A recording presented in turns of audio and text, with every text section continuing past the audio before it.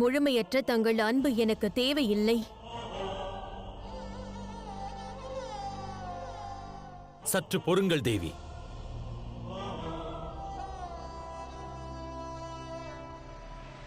ஏன் இங்கு இருக்க வேண்டும்? பதில் அளியுங்கள்.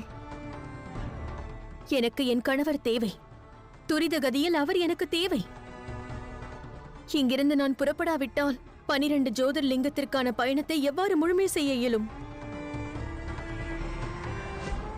அனுமதி தாருங்கள். தேவி பார்வதி,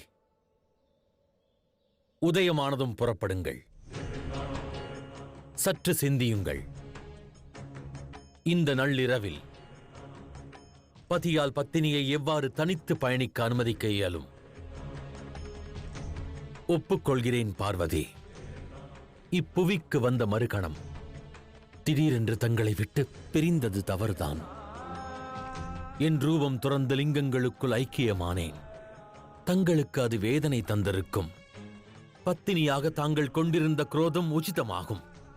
எனினும் வேண்டிக் கேட்கிறேன் தேவி, இன்று ஓர் இரவு இங்கிருங்கள். சூரிய உதயத்திற்கு பிறகு புறப்படுங்கள். என் வேண்டுகோளுக்கு செவிசாய்த்திடுங்கள்.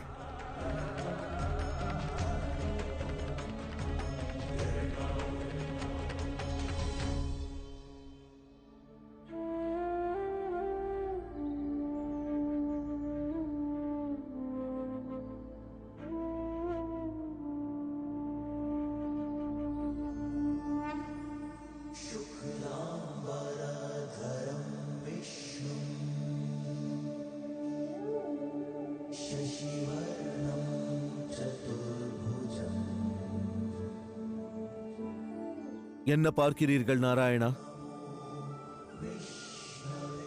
தேவரிஷி, தாங்கள் முக்காலமும் அறிந்தவர். எல்லாம் தங்கள் கருணை பிரபு. என் வினாவிற்கு விடையளியுங்கள். இந்த பிரபஞ்சத்தில் யார் அனைவரிடமும் சமமாக நடந்து கொள்கிறார்கள்? யார் அனைவர் மீதும் அனுதாபத்தை காண்பிக்கிறார்கள்?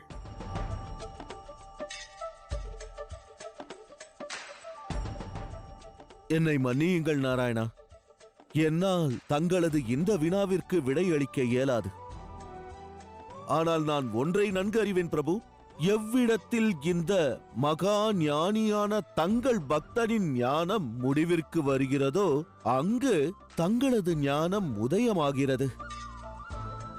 தாங்களே கூறுங்கள் நாராயணா, யார் சமமாக நடந்து கொள்கிறார், அனுதாபம் காண்பிக்கிறார்? முயற்சி தேவரிஷி. முயற்சியா?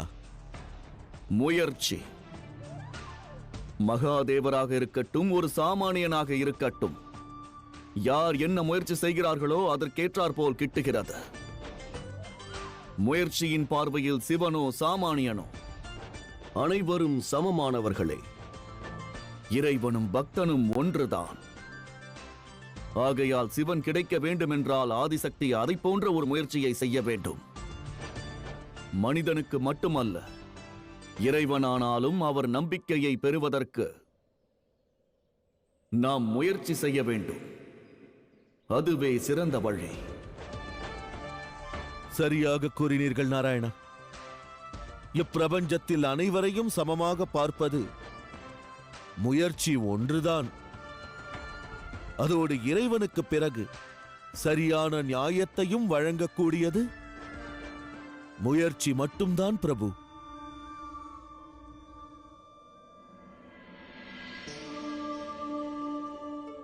தேவி பார்வதி,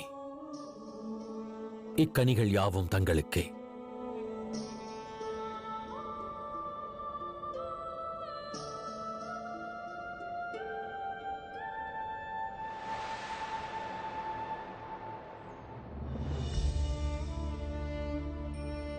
இது பக்தர்களின் மெய் அன்பு. புறக்கணிக்காதீர்கள். ஒப்புக்கொள்கிறேன். பதியாக தங்களின் முன்பு நான் குற்றம் புரிந்திட்டவன். எனினும் இக்குற்றவாளி தங்கள் மீது அதீத அன்பு கொண்டுள்ளான், அதீத அக்கறை கொண்டிருக்கிறான். அனைத்து ஜோதிர்லிங்கங்களையும் தரிசிக்க விரும்புவது வருத்தத்தையே தருகிறது. ஆனால்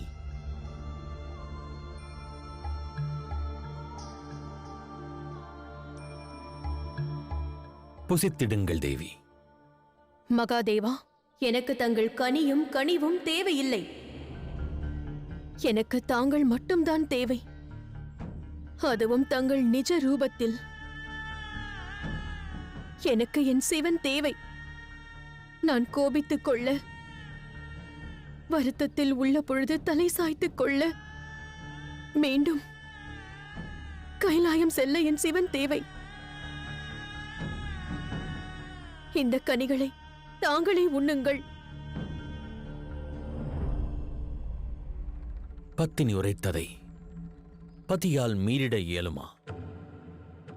தாங்கள் முன்புரைத்தது நினைவிருக்கிறதா தேவி? தங்களின் இறைவனை மகிழச் செய்து ஆசி பெற்றிடவே வந்தீர்கள் அல்லவா? இந்த கனிகள் அந்த இறைவனின் ஆசி என்றே எண்ணுங்கள் தேவி. தேவி, குரோதம் கொண்டு தாங்கள் தங்கள் பதியான சிவனின், தங்கள் இறைவனின் பிரசாதத்தையும் வாங்க மறுப்பீர்களா?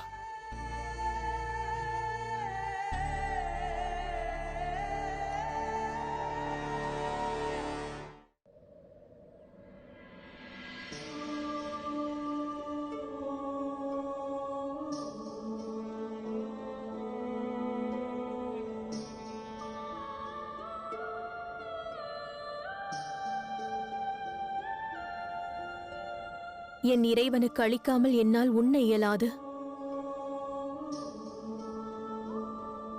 ஆகையால் முதலில் தாங்கள் உண்ணுங்கள். அவ்வாறே தேவி.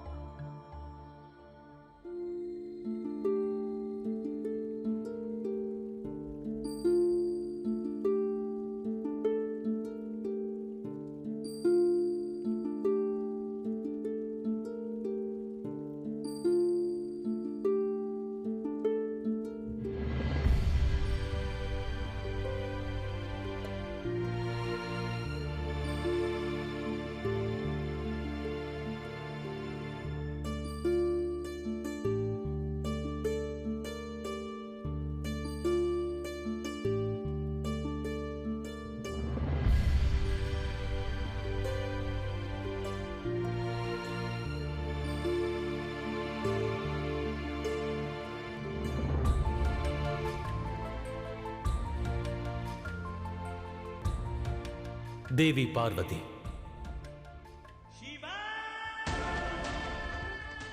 ஜோதிர்லிங்கத்திற்கான பயணத்தை நான் எவ்வாறு தடுப்பது? ஏனெனில் வரவிருக்கும் நாட்களில் தாங்கள் எதிர்கொள்ளப் போகும் இன்னல்கள் தங்களின் சக்திக்கு அப்பாற்பட்டவை.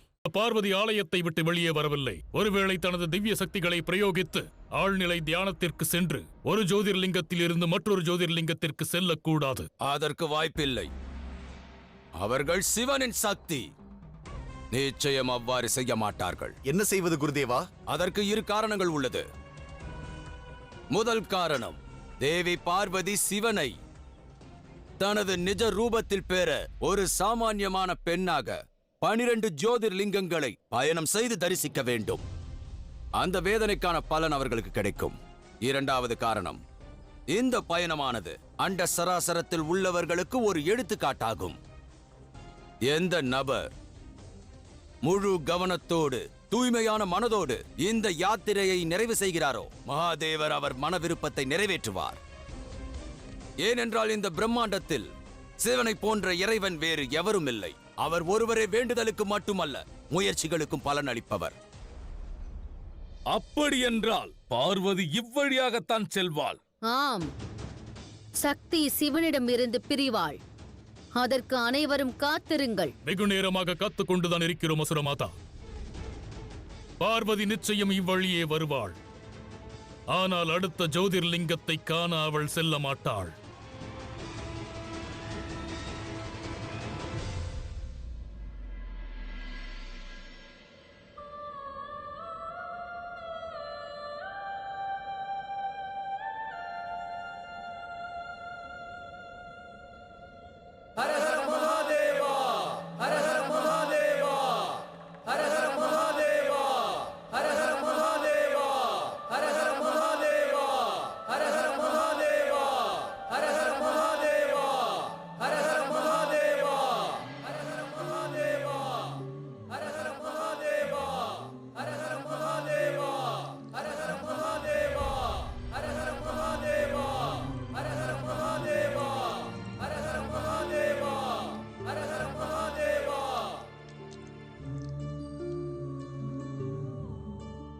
என்ன செய்கிறீர்கள்? பக்தர்களின் கோஷத்தால் தங்கள் நித்திரை கலைந்திடக்கூடாது.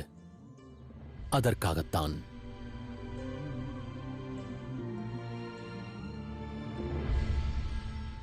அனுமதி தாருங்கள் மகாதேவா. 11 ஜோதிர்லிங்கத்தை தரிசனம் செய்ய நான் செல்ல வேண்டும். என் பக்தியால் தங்களை அடைய வேண்டும்.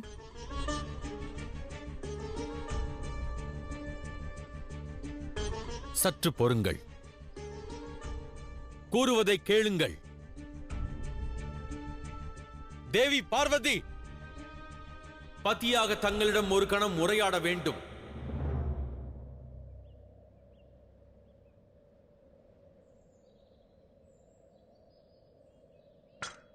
ஒப்புக்கொள்கிறேன்.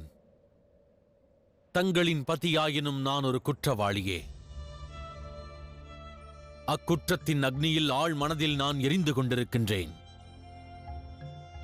தங்களை ஸ்பரிசித்தால் உள்ளம் குளிரும் என்றெண்ணினேன்.